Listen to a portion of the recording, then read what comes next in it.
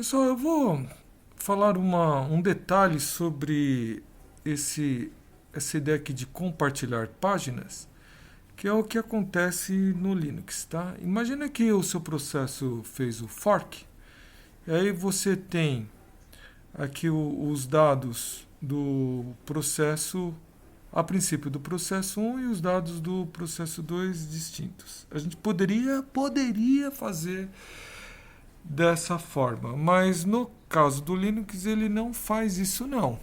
Ele compartilha o código e os dados também. Os dados também são compartilhados.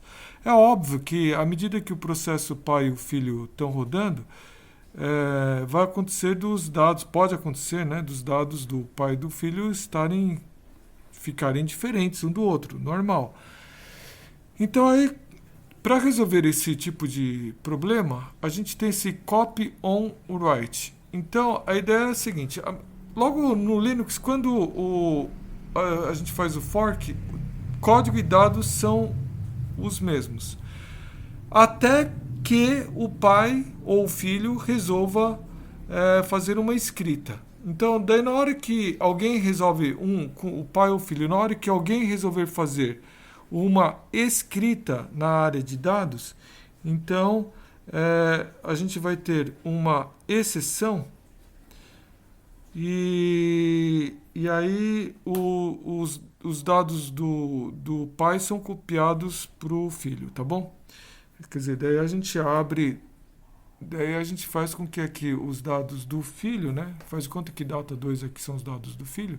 Os dados do filho são copiados do pai. A princípio só existe o data 1 e depois, na hora que alguém faz um write, o pai ou o filho, alguém faz um write, daí a gente cria aqui, a gente faz a cópia dos dados do pai para o filho. Bom, mas aí qual que é como que a gente vai gerar a exceção? Então, a pergunta é como que a gente vai gerar essa exceção?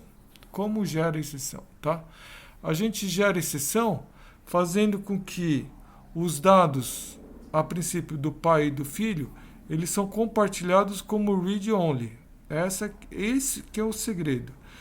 Aí, quando alguém, ou pai ou filho, faz uma escrita na região dos dados, então ocorre essa exceção.